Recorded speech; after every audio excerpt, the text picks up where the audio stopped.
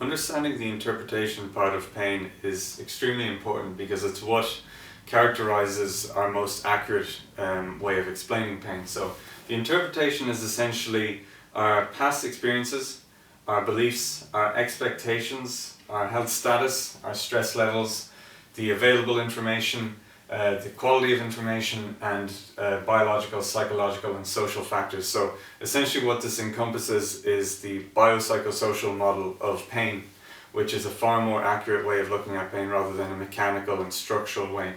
So again, if we look back to our example of the fire alarm, the burnt toast, I'm going to have two conditions to kind of contrast and demonstrate this model. So in one condition, you have you're at work, you're sitting at your desk down the hall from the kitchen, you hear the fire alarm go off, you see a bit of smoke, you smell the smoke, and in this case you happen to have had a very negative experience years ago. You narrowly survived an office fire and you still feel anxiety because of this. So that's condition one. And in condition two, you're in the kitchen, you happen to be making toast and you're turned away from the toaster, and suddenly the fire alarm goes off, you smell smoke, you see smoke, but you are able to see that it's just burnt toast, so you unplug the toaster, you fan you open the windows, you fan the smoke, and you get on with your day. So in both of these conditions, the stimuli are essentially the same. So you hear the fire alarm, you see smoke, and you smell smoke, but the interpretation is vastly different because of the available information. So when you're in the kitchen, you can see that there's burning toast and that the building isn't on fire. When you're down the hall, you can't necessarily see that, you just see a bit of smoke, you hear the fire alarm, you smell the fire. And also your past experiences, beliefs and expectations are vastly different. So in condition one, you have a past experience here that is really negative.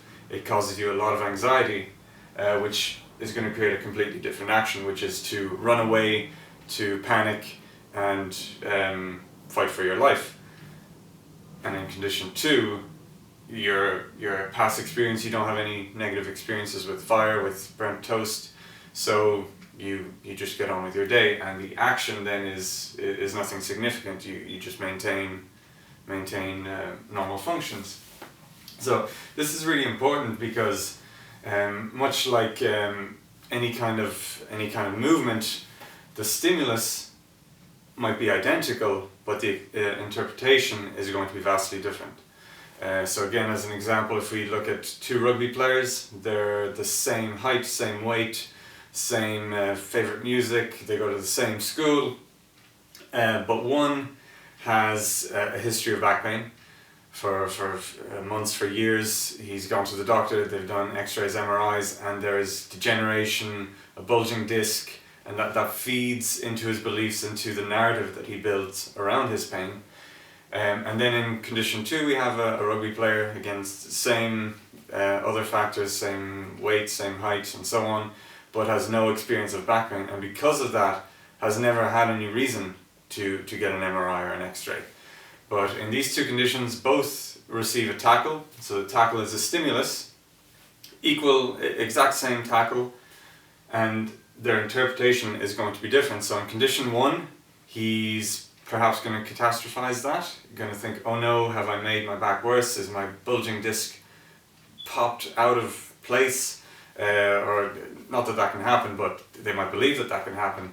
And they're going to catastrophize and worry about it and perhaps tense up and stress, which would lead to the action of worrying, of tensing, of creating tension through the body. What this is also going to do, which we wouldn't necessarily see, is it's going to change hormone production. You'll likely go into a fight or flight mode. So cortisol, adrenaline is going to increase, heart rate's going to increase in order to enhance chances of survival. And then in condition two, none of this happens really because they don't have the same past experiences. They'll likely shake off the tackle, maybe laugh it off and get on with training and not allow this stimulus to really grab a hold and to tarnish the interpretation. So understanding this is very important when it comes to having suffered with pain for years, for months, and you're told things like your back is out of alignment, your hips are out, or your back is out, or you have a bulging disc.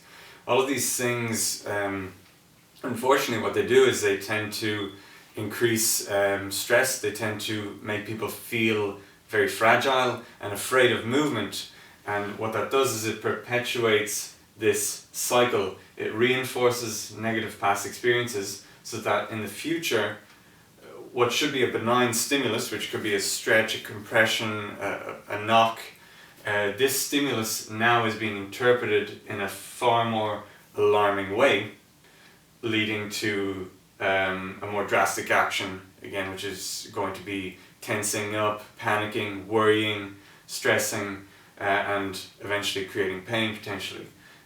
So what's important to understand is, like we covered before, is that MRIs, X-rays, postural alignment, joint alignment aren't good predictors of pain. So when we have pain, we need to really ask why and begin to delve in before we latch on to the explanation that it's just joint degeneration, it's just wear and tear, because we know from many years of research that that's just an incomplete and inconsistent way of diagnosing pain.